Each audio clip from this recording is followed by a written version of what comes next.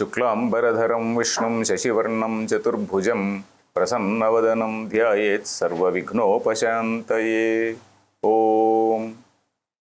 Dear friends, in olden days, the code of conduct for the warriors was that it was a dharma yuddha.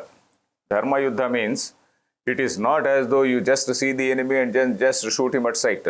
It's not like that. That is, when these two battles, they were all aligned and then they were all lined up. These armies were all lined up. Then from each side, they look at the elders from the other side. And suppose Arjuna sees his elders, that is Drona, Bhishma, etc. on the other side. So Arjuna is not supposed to directly shoot arrows on Bhishma or Drona. He is supposed to shoot what are called Namaskara Bana. That is, first of all, he has to shoot some arrows which go and fall at the feet of these masters. So that is, he is in his own way, in his own warrior-like manner, he is doing pranam to Bhishma, Drona, etc. And after that, those people, they again shoot some arrows which go just by the side of the ear. That is Kushala Prashna, what is called Kushala Prashna. That is, okay, are you okay, are you good? So that way, after some sort of Namaskara Banas, and this is the etiquette which was followed. Not only that, again some bugles have to be blown, and only when the other man hits you, so after all these etiquette and all these ceremonies, then they go and fight. And immediately at the time of sunset, right at the time of sunset, there is again a bugle blown, and again all the people, they have to stop fighting. And suppose somebody is injured on the other side, these people will go to the other side and also see them. So that sort of etiquette was there at that time. So in those days of Dharma Yuddha, it was not inappropriate. It was not inappropriate for these two people to be there. It is not inappropriate for Arjuna to have some sort of get into some sort of despondent mood. It is not inappropriate for Krishna to explain to him, to give him a broad picture and tell him about what is dharma. After all, it is a communication between Krishna and Arjuna only. All other people did not listen. For example, Dharmaraja did not listen. The Duryodhana and other people did not listen. It was only a communication between these two people. And this Gita was told to Arjuna alone. This is another question. Why should it be told to Arjuna alone? Why did Dharmaraja not get a doubt? So Dharmaraja is a person who is very much aware of Dharma. He is fully aware of what is Dharma, what is right and what is good and what is evil. So Dharmaraja did not need this sort of teaching because he already knows. When it comes to Bhima is a man who is jumping for war, who is just itching to fight, itching to fall on Duryodhana, itching to fall on Dushasana and tear him up, because he had made a promise that I am going to tear you up and then drink your blood. So Bhima is a man who is itching for a fight. Nakula and Sahadeva, they just obey what the elder brothers say. Arjuna is the only man who is a person who is a thinking person, or rather a questioning guy, you can say. Arjuna is a man who is a questioning guy. He wants to know whether what he is doing is right or wrong. The basic question is about the legitimacy of the war. Am I doing the right thing? So that was the type of doubt. So Arjuna is the man who is having that sort of doubt, and that is the reason why Krishna had to tell him, he has to explain to him, because he can't command, he should not command, no, jolly well you do fight. He should not say. He has to give him, in a philosophical level, he has to tell him. Otherwise, he will not be convinced. If he just says, suppose if he is an ordinary soldier who says, I don't want to fight, the commander can say, no, jolly well fight, or you will be dismissed. But here, it is the commander himself who is in doubt. The commander has to be convinced. And this commander can be convinced only on philosophical grounds. So that is the reason why Krishna had to give him a broad philosophical picture. So this is one thing which we have to realize. Now we will get into the text slowly. And when I am talking about the Gita, my target group, who are my target group? My target group, as I said in the very, very beginning, the educated modern man, maybe the person who is in his 30s, a person who is not able to answer the questions of his children. Because when I went to America many years ago, I first saw that many young kids, they are asking questions. They go to school And in the school, they are told, "Oh, you worship so many gods. What is this? And you worship idols. What is this?"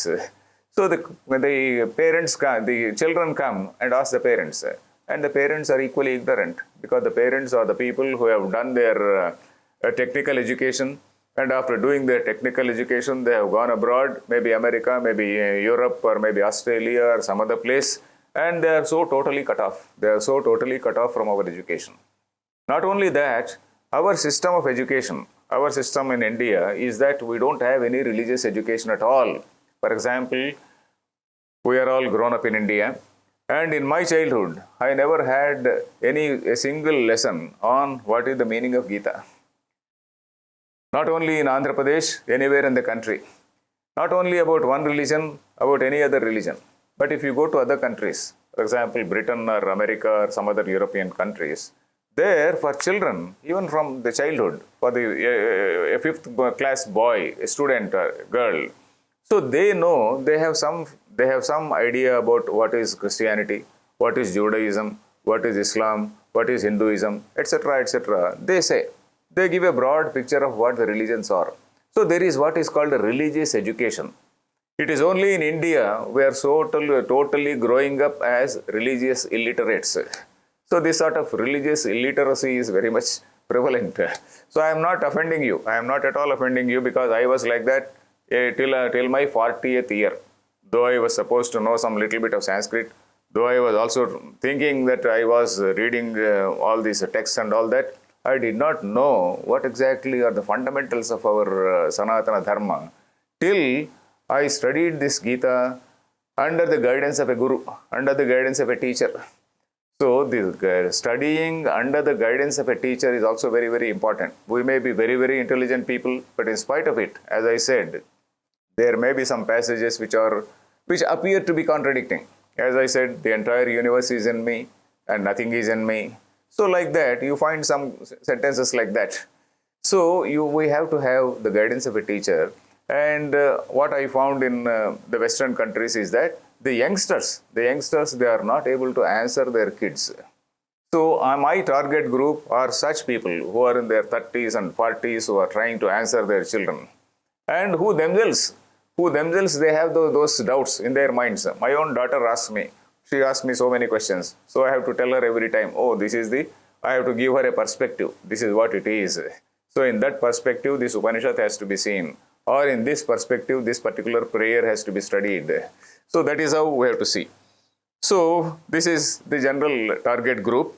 And regarding the text which we can follow any text. For example, I am right now teaching from this text, which is the edition of Ramakrishna. This is printed by Ramakrishna Mission. This is a text which is edited by Swami Swarupananda. This is a very simple text which gives the verse, the Sanskrit verse it gives, and word to word meaning also it gives, and also the summary of that particular shloka or verse that is in the prose form, word to word meaning, and also what is called Tatparyam, the purport of the shloka it gives, and it is quite good. It is quite good, and I follow this text. I am not going to take out the entire bhashyam and all that, because that bhashyam or commentary, because many people have commented. We know that there are three main schools in the Indian philosophy, or rather Hindu tradition. That is, one is the non-dual tradition of Shankaracharya. There is another tradition called Vaishnava tradition, that is Vishishtadvaita. Vishishtadvaita is what is called qualified non-dualism. Advaita, that is non-dualism. Visishta Advaita is qualified non-dualism, and what is called Dvaita, otherwise called dualism. So these three thoughts, I will not go into the details. Maybe very briefly I will refer to them when we come across certain shlokas. So this is the broad setup, and this book is, it doesn't belong to any particular tradition, and it explains the text as it is. So you can take any text, or I will be broadly following the non-dual tradition, which is generally more acceptable, because this non-dual tradition is something which talks about an impersonal reality. It does not talk about God as Vishnu, God as Shiva, or God as Ganesha, or God as so and so, etc., etc. It tells about the absolute reality as something which is of the nature of supreme consciousness, which is absolutely formless, and this is something which is generally accepted by all.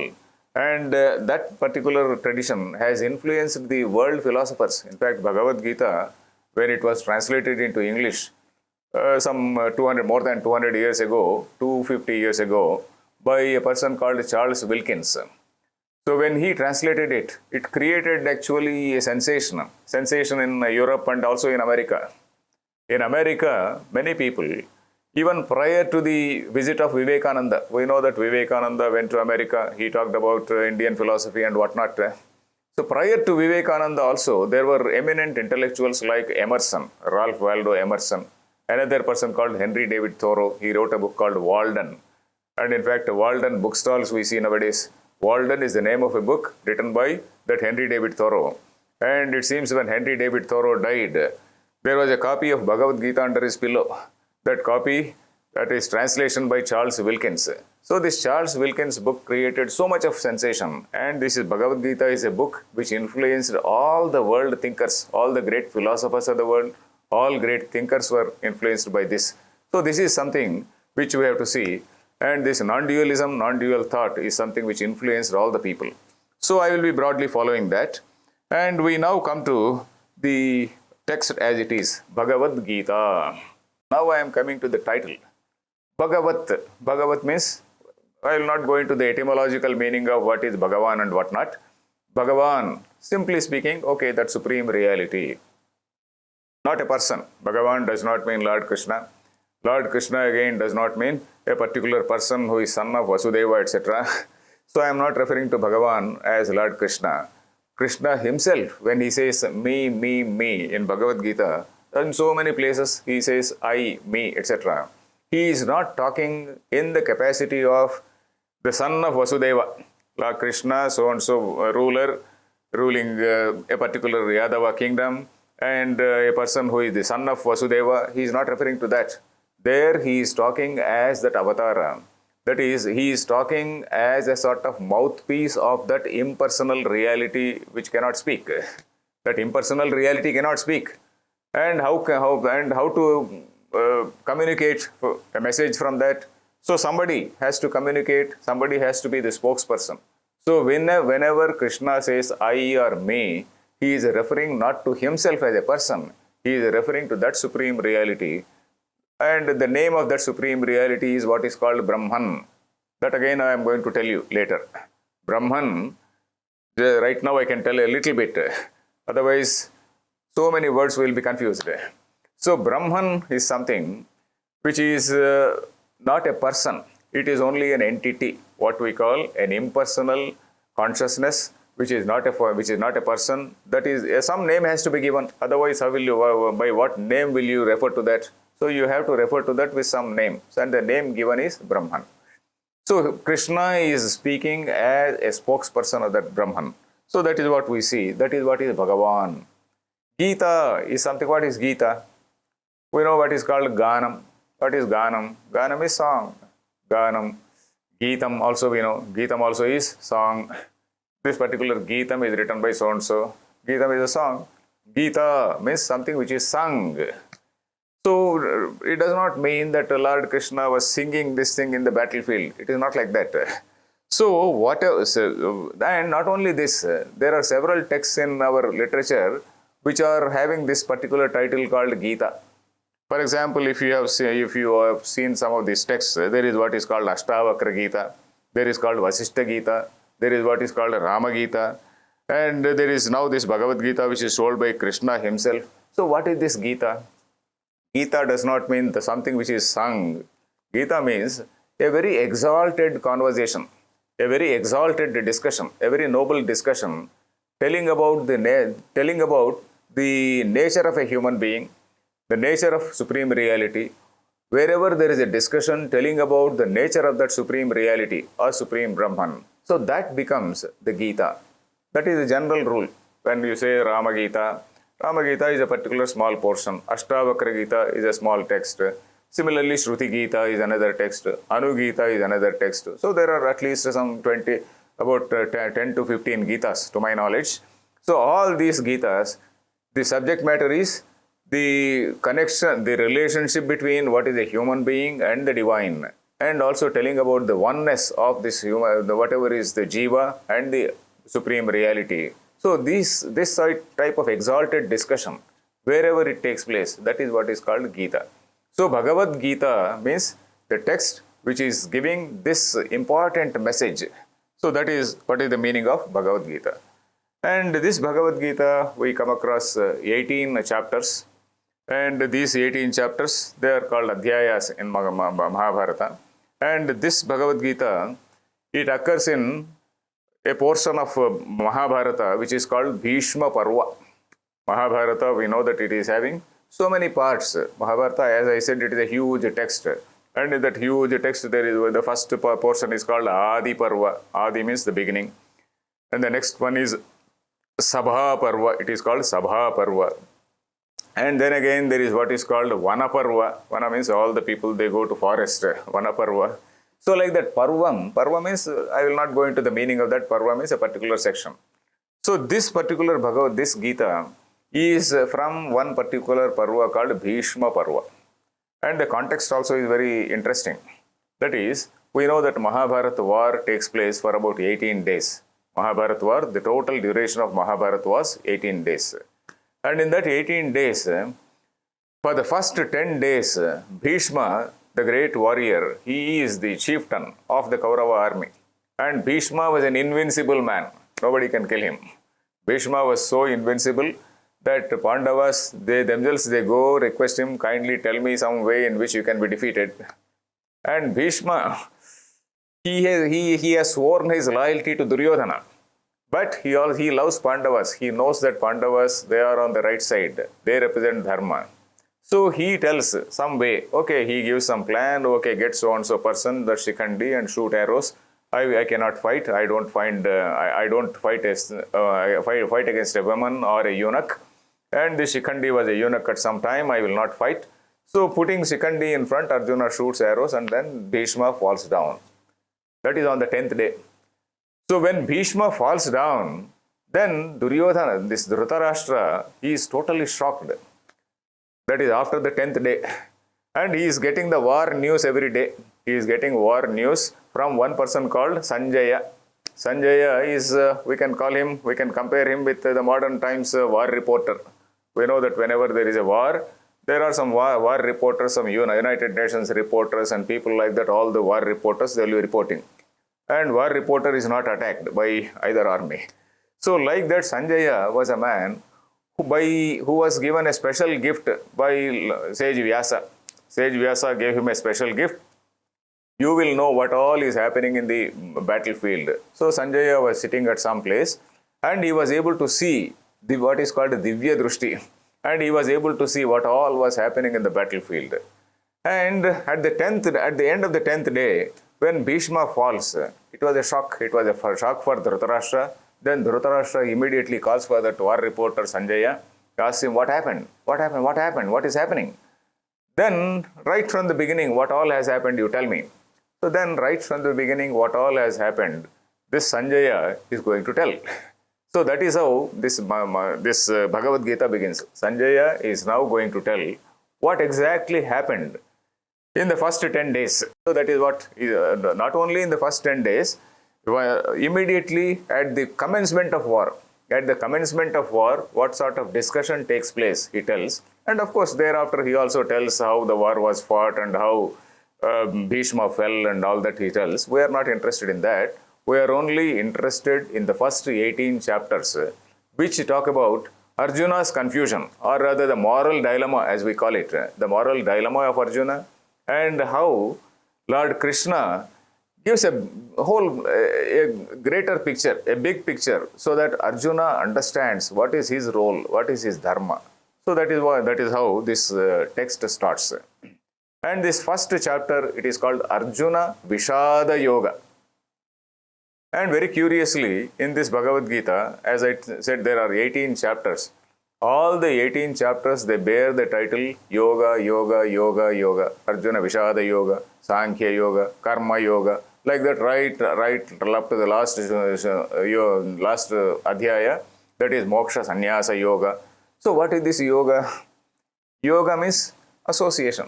Yoga, this so-and-so is having a Raja Yoga.